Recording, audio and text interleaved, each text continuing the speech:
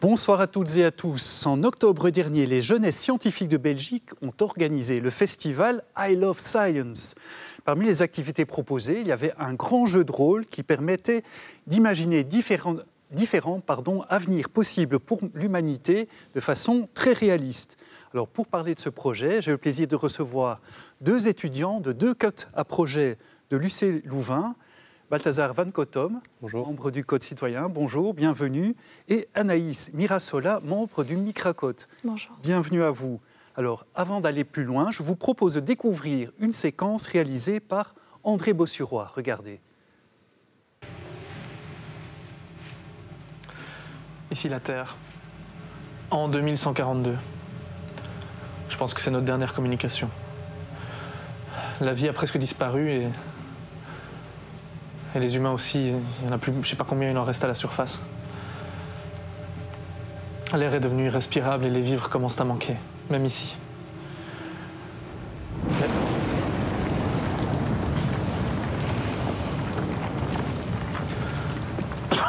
Nous n'avons plus d'avenir ici et la Terre est devenue un véritable dépotoir. C'est invivable.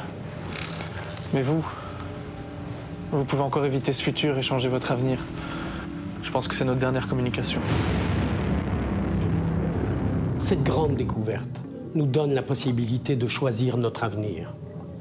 Nous avons donc décidé d'envoyer nos experts dans ces différents futurs afin de savoir lequel choisir et de trouver tous les moyens à mettre en œuvre pour y parvenir. C'est la raison de votre présence ici.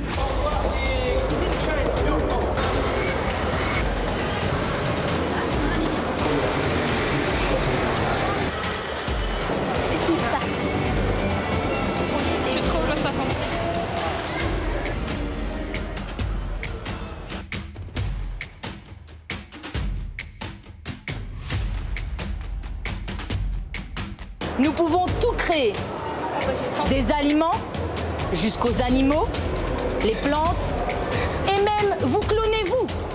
Aidez-nous à choisir le meilleur pour nous et pour la planète. Et voilà, déjà en quelques minutes, plein de questions posées sur l'avenir de l'humanité. Alors, Balthazar Van Cottom, donc vous êtes du Code Citoyen à l'UC Louvain. Vous avez participé à ce fameux jeu de rôle. Comment ça se passait concrètement ? Donc, concrètement, c'était organisé par Science World. Et donc, le but était d'avoir les enfants représentés à un groupe d'experts qui devaient aller visiter donc, les 5 différents mondes en mode jeu de rôle. Et donc, nous, on les accueillait avec le Micracode dans la partie Society.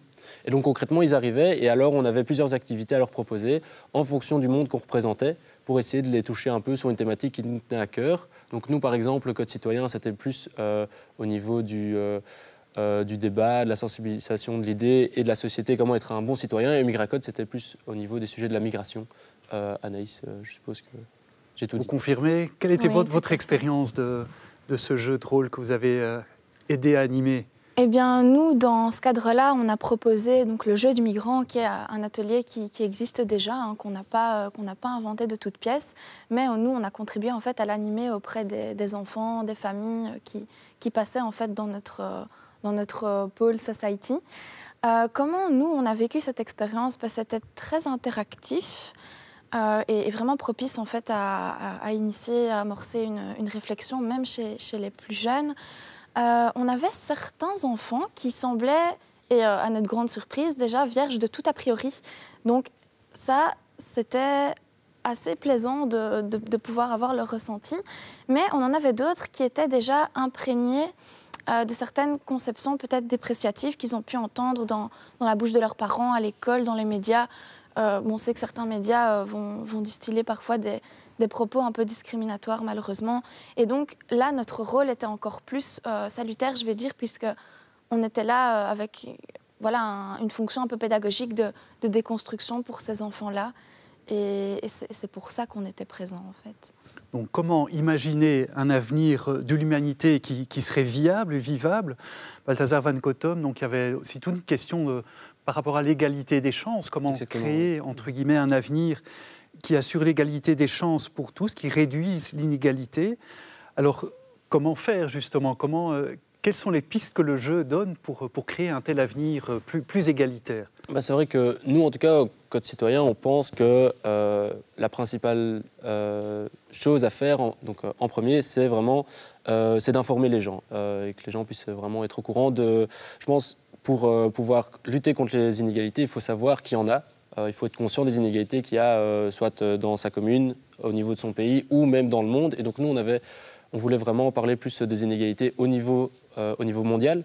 Tout ça avec un penchant, avec une vision de l'immigration aussi. Montrer que l'immigration était là depuis le début, que les Européens avaient déjà migré vers d'autres pays, que ce n'est pas tout le temps les pays comme on a aujourd'hui, les pays africains, les pays d'Asie, qui pourraient se rapprocher de chez nous à cause de conflits. Et donc le but était vraiment de montrer que la réalité est souvent plus complexe, à la fois dans le temps et dans l'espace. Et nous, on pensait en tout cas que si on veut aller vers vers un monde moins inégalitaire, il fallait d'abord se renseigner, aller voir un peu dans le passé, qu'est-ce qui s'était passé et comment est-ce qu'on pourrait alors à ce moment-là prévoir le futur et donc éviter des possibles dérives ou en tout cas problèmes. Un autre défi majeur, effectivement, pour l'avenir de l'humanité, c'est le défi migratoire. Comment, Anaïs Mirazola, pourrait-on à l'avenir gérer les flux migratoires mondiaux? C'est un énorme défi.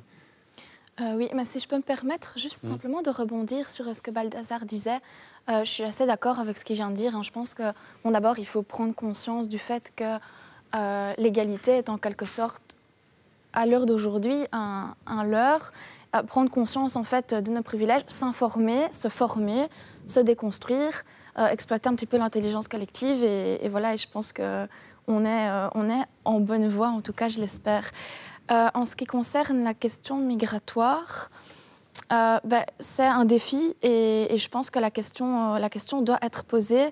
Maintenant, la question qui peut surtout se poser, c'est par quel dispositif en fait on pourrait non pas gérer le flux migratoire, puisque voilà, les déplacements de population, il y en a toujours eu, on ne peut pas les empêcher, et peu importe la politique qu'on adopte face à cette situation, des populations, des familles, des hommes, des enfants, des femmes continueront en fait de se déplacer. Nous, ce qu'on peut faire, c'est réagir par rapport à ça, et à mon avis, un dispositif qui pourrait vraiment aider à rendre notre politique d'accueil véritablement hospitalière, en fait, c'est d'abord d'instaurer des voies légales de migration, pour ne pas devoir reléguer toujours ces personnes migrantes à la clandestinité et leur permettre en fait d'être accueillies dignement en vertu de leur dignité humaine. C'est aussi pour ça qu'on milite au Migracote. Et aussi, je pense qu'il y a un travail à faire sur nos mentalités. Je pense qu'il faut vraiment déconstruire massivement nos mentalités. On parle souvent aussi de décolonisation des mentalités. Je pense que c'est très à propos ici dans la discussion. Alors une dernière question, Balthazar Van Cottom. Donc les inégalités, vous avez dit, elles sont nombreuses. Qu'est-ce qu'on peut, nous, comme citoyens, faire pour lutter contre les inégalités, justement favoriser l'inclusion de chaque personne?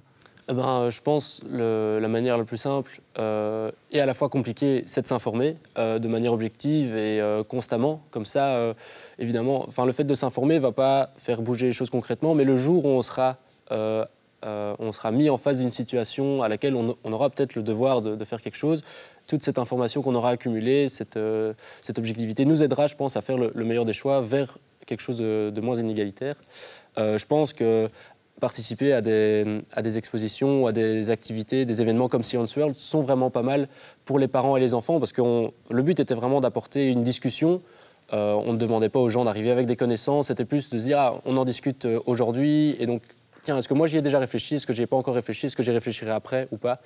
Donc je pense que c'est vraiment s'informer, voilà, c'est pour moi la plus essentielle des choses. Eh bien, ce sera le message pour terminer cette émission. Merci beaucoup, Balthazar Van Cottom, Anaïs Mirazola, de nous avoir présenté vos projets de Côte à Projet et puis ce super jeu de rôle qui permet de découvrir certaines réalités qu'on ignore parfois. Merci à vous d'avoir été avec nous aujourd'hui. Si vous souhaitez revoir cette émission, eh bien, rendez-vous sur la plateforme Ovio ou sur le site catobel.be. Merci de votre fidélité et à très bientôt.